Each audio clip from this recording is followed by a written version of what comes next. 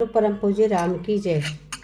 कहते हैं कि प्रभु राम के चरणों में जो चला जाता है उसकी भाग्य बदल जाती है, वो भाग्य को अपनी बदल सकता है। भगवान कहते हैं मैं तुम्हारे पापमय जीवन के फलों में तुम्हारी रक्षा करूँगा। प्रभु क्या कहते हैं, मैं तुम्हारे पापमय जीवन को भी फलों में तुम्हारी रक्षा करूँगा। इसका अर्थ है भाग्य बदलना हुआ। जब आप प्रभु राम की शरण लेते हैं तो वे आपके समस्त पापों को दूर कर और उसको फलों में बदल देते हैं, पाप को नष्ट कर देते हैं, कि जिम्मा लेते हैं। और भगवान कहते हैं प्रभु राम की शरण में आइए, आपको भाग्य बदल जाएगा। आप केवल प्रभु राम के चरणों में मस्तक झुकाइए। श्री राम के चरणों में मस्तक झुकाने से हमारे भाग्य बदल जाते हैं। मतलब है कि अच्छे कर्म करने से मेरे भाग्य अवश्य बदलते हैं, हमारे पाप कम होते हैं, हमारे भाग्य बदलते हैं, हमारा दिमाग अच्छा होता है। हम अच्छे कर्मों को जब करेंगे तो अच्छी गति को प्राप्त होंगे। तुम्हारा भाग्य बदला जब अच्छी गति को प्राप्त हुए। कहते हैं तुलसीदास जी ने कहा है, जब तक व्यक्ति के मन में काम, गुस्सा, अहंकार और लालच भरे हुए होते हैं तब तक कि एक ज्ञानी और मूर्ख व्यक्ति में कोई भेद नहीं रहता, दोनों एक जैसे दिखते हैं। इसलिए हमें लालच, मोह, अहंकार से दूर रहना चाहिए, तभी भगवत भजन कर सकते। कोई जगह न तुझसे खाली है, जो व्यापक डाली डाली है। तो प्रभु से तो कोई जगह ही नहीं खाली, तो सगा जगह है। एक दोस्त ने बड़ा अच्छा सवाल किया कि आप इतने सारे पोस्ट क्यों करते हो, क्यों इतने पोस्ट करते हो? उसने कहा, मैंने सरल सरल जवाब दिया, मेरे पोस्ट से जिन्हें खुशी होती है उनके दिल में रहता हूँ। उसने उत्तर देने वाले ने क्या कहा, मेरे पोस्ट से जिन्हें खुशी होती है उनके दिल में रहता हूँ, जिन्हें बुरा लगता है उनके दिमाग में रहता हूँ। भाई, जिनको खुशी है तो वो दिल से खुश हो रहे हैं, उसके मैं दिल में रह रहा हूँ। और जिसको मैं अच्छा नहीं लगता हूँ, मेरे लेख अच्छे नहीं लगते, मेरी बातें अच्छी नहीं लगती हैं, उसके दिमाग में चक्कर काटता हूँ। और किसी को तो इतनी जलन होती है कि उन्हें दिन रात दिखता ही रहता हूँ। और कोई इतना परेशान हो जाता है मेरी पोस्ट से कि वो दिन रात मेरी बारे में सोचता रहता है। तो जैसे भी हो वैसे भी मेरे पोस्ट आखिरी दिन तक याद रखो। मतलब है कि जो अच्छी बातें हैं उनको हमेशा क्यों ना याद रखो, जो हमेशा दिखे। तो कहते अच्छी चीज़ें ही ना उसको सोचो, क्यों निगेटिव रह जाए। जब हम पॉजिटिव सोचेंगे तो हमेशा हमारे दिल में रहेगी, जब निगेटिव सोचेंगे तो हमारे दिमाग में रहेगी, हमारे सामने आएगी। इसलिए हर पोस्ट को हम पॉजिटिव सोचें जो हमारे दिल में रहे। भजन करने का अर्थ है भगवान के सम्मुख होना, भगवान में प्रयत्नात्मापन होना, भगवान के प्रति का उद्देश्य होना, भगवान के दूसरों की सेवा करना, दूसरों को देने का भाव रखना, अभावग्रस्तों की सहायता करना, यही हमारा भजन है। दूसरों की सहायता करना, दूसरों की मदद करना भी भजन कहलाता है। दूसरों का हित करना ही भजन है। किसी ज़रूरतमंद को जब हम कोई सहायता कर देते हैं, चीज़ दे देते हैं, तो वो हमारी पूजा कहलाती है, वो हमारा भगवत भजन कहलाता है। तभी कहते हैं विशेषता है कि व्यवहार में परमार्थ की शिक्षा दी जाए। आजकल बच्चों को शिक्षा में परमार्थ की शिक्षा नहीं दी जाती है। बच्चों को परमार्थ की शिक्षा अवश्य देनी चाहिए, चाहे हम घर में रहें, चाहे हम जंगल में रहें, चाहे हम बाहर रहें, चाहे देश विदेश रहें। अभिमान का त्याग तो करना ही होता है। अभिमान से कोई आगे नहीं बढ़ सकता है। मनुष्य घर में रहते हुए भी ऋषि का जीवन व्यतीत कर सकता है, सुंदरता से बिता सकता है। और मनुष्य घर में भी रह के सुंदर जीवन बिता सकता है, एक ऋषि की भांति जी सकता है। और जंगल में जाकर भी एक ऋषि का जीवन नहीं व्यतीत कर सकता अगर उसके आचरण नहीं अच्छे हैं। अगर अच्छा अभिमान ही नहीं है तो घर में रह के भी अच्छा जीवन बिता सकता है, ऋषि जैसा जीवन। और एक जंगल में जाकर सब कुछ छोड़कर भी ऋषि का जीवन व्यतीत नहीं कर सकते। यदि उसका मन गंदा, मन मलिन है, तो आवश्यकता है केवल और केवल हमको अपने मन को सजाने की, संवारने को। जैसे सागर में मोती, किसी को भी बुरा समझे नहीं, बुरा चाहे नहीं, बुरा देखे नहीं। किसी को बुरा समझने से वो भी बुरा बन जाएगा और हमारे भी बुराई आ जाएगी। किसी को बुरा समझना अपने में बुराई को निमंत्रण देना है।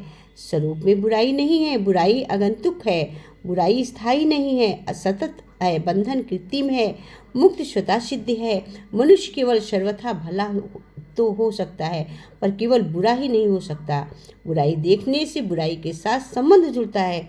किसी को भी बुरा नहीं माने तो संसार में कोई बुरा है ही नहीं। सब भला भला देखो तो तुमको सब भला ही भला दिखे। संसार में आकर्षण और विकर्षण, रुचि अरुचि, आकर्षण विकर्षण, रुचि अरुचि दोनों होते हैं, पर परमात्मा में आकर्षण ही आकर्षण होता है, विकर्षण होता ही नहीं है।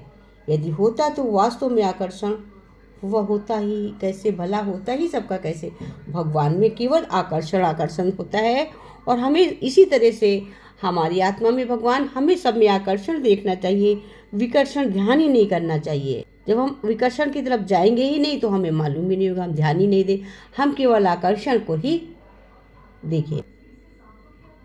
जब हम आईने में देखते हैं तो केवल हमको अपना मुख दिखता है, लेकिन जब आईना सफ़ा कर देते हैं तो हमें दूसरों के मुख दिखते लगते। तो हम जरूरत है हमें आईना सफ़ा करने की। कहते हैं यदि कोई असहाय व्यवस्था में या अनिच्छा से भी क्यों नहीं भगवान का उच्चारण करे तो उसके पाप में जीवन के सारे फल उसी तरह मिट जाते हैं जिस तरह सिंह की दहाड़ से सारे छोटे छोटे पशु डरकर भाग जाते हैं। प्रभु राम का नाम तीनों लोकों में दिव्य शक्ति पुंज है। गोस्वामी तुलसीदास ने अपने विश्व प्रसिद्ध ग्रंथ श्री रामचरितमानस में स्पष्ट वर्णन किया है कि राम नाम ही महामंत्र है। भगवान शंकर का कथन है कि संसार में महामंत्रों की संख्या 7 करोड़ है, उसमें से 2 अक्षर का नाम राम नाम ही प्रधान है। शाश्वत मंत्र महत्वता दी है। शकोटि महामंत्र सचित विश्राम का एक एव परोत मंत्रा राम इच्छ हृदयम, अर्थात इस दुनिया में 7 करोड़ मंत्र हैं, वे चित्त को भ्रमित करने वाले हैं। ये 2 अक्षर वाला राम नाम मंत्र ये सब मंत्रों में श्रेष्ठ है। सब मंत्र इसके अंतर्गत आ जाते हैं, कोई भी मंत्र बाहर नहीं रहता है, सब शक्तियाँ इसके अंतर्गत हैं।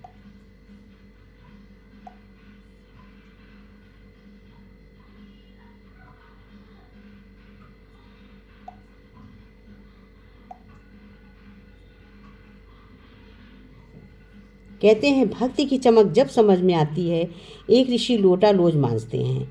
एक शिष्य ने उनसे कहा कि गुरुवर, लोटे को रोज मांजने की क्या ज़रूरत है, सप्ताह में 1 बार मांज लिया करो। ऋषि ने उत्तर दिया, बड़ा प्यारा जवाब दिया, तो सही है, पर फिर उसके बाद उन्होंने उससे नहीं मांजा। उस लोटे की चमक फीकी पड़ने लगी। सप्ताह बाद ऋषि के शिष्य ने कहा कि लोटे को साफ कर दो। शिष्य लोटों को काफ़ी देर तक मांजने के बाद भी पहले वाली चमक नहीं ला सका। तब और काफ़ी देर तक मांजा, तब वो कुछ चमका। ऋषि ने कहा, लोटे से सीखो, जब तक तुम इसे रोज़ मांजते रहे, रोज़ चमकता रहा। इसी तरह भक्त होता है कि यदि वो रोज़ सुमिरन ना करे तो सांसारिक विकारों को अपनी चमक खो देता है। इसलिए भक्त को रोज़ सुमिरन करना होता है, और अगर एक दिन सिमरन टूटा तो भक्ति की चमक फीकी पड़ जाती है। इसलिए जैसे बर्तन रोज मांजते हैं, उस तरह भक्तों को भी रोज अपनी मजाई सफाई करनी चाहिए। कहते ईश्वर की, और बाकी तो सब ईश्वर की ही मर्जी है, हमको ईश्वर की मर्जी पे भी रहना चाहिए। कहते एक बच्चा अपनी माँ के साथ एक दुकान पर शॉपिंग करने गया। दुकानदार ने उसको मासूम देखकर उसको सारी टॉफ़ियों के डिब्बे खोल कर कहा कि लो बेटा, टॉफ़ियाँ ले लो, पर उस बच्चे ने भी बड़े प्यार से उन्हें मना कर दिया। उसके बावजूद उस दुकानदार और उसकी माँ ने भी उसे बहुत कहा, पर वो मना करता रहा। हार कर उस दुकानदार ने खुद अपने हाथ से टॉफ़ियाँ निकाल कर उसको दी, तो उसने ली और अपने जेब में डाल ली। वापस आते हुए उसकी माँ ने पूछा, जब अंकल तुम्हारे सामने डिब्बा खोल कर टॉफ़ियाँ दे रहे थे, तब तुमने क्यों नहीं ली? जब उन्होंने अपने हाथों से दी तो ली, ऐसा क्यों? तब उस बच्चे ने बहुत खूबसूरत जवाब दिया। क्या बोला? माँ, मेरे हाथ छोटे छोटे हैं, अगर मैं टॉफ़ियाँ लेता तो 3 टॉफ़ियाँ ही आती, जबकि अंकल के हाथ में बड़े हैं इसलिए ज़्यादा टॉफ़ियाँ मिल गई। बिल्कुल इसी तरह एक भगवान हमें देता है तो वो अपनी मर्ज़ी से देता है, और जब हम अपनी मर्ज़ी से लेते हैं तो हम एक एक चीज़ मांगते हैं। क्या पता किसी दिन हमें किस चीज़ से ज़रूरत है, इसलिए पूरा समुद्र देना चाहते हो और हम 1 चम्मच मांगते हैं तो हमें 1 चम्मच मिलता। हमें प्रभु की मर्जी पर चलना चाहिए, ईश्वर की मर्जी पकड़नी चाहिए।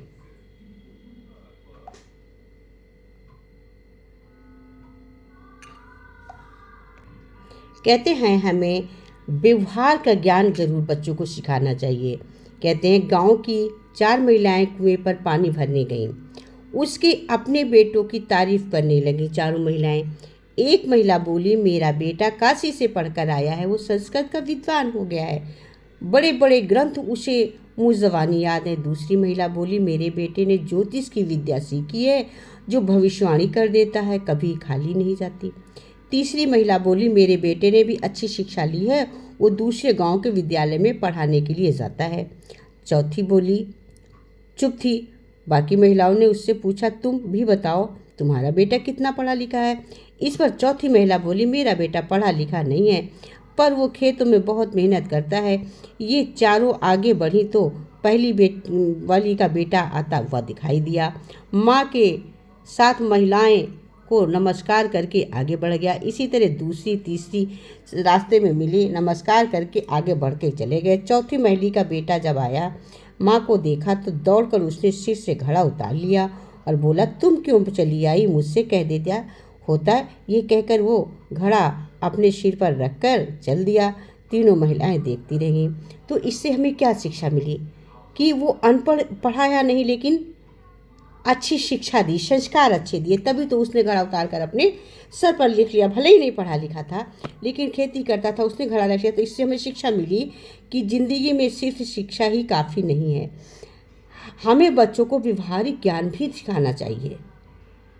और ऐसा सिखाने का एक ही तरीका है, हम भी अपने माता पिता के साथ ऐसा व्यवहार करें जिससे बच्चे हमें अच्छा समझें और खुद सीख सकें और बच्चों को सिखा सकें।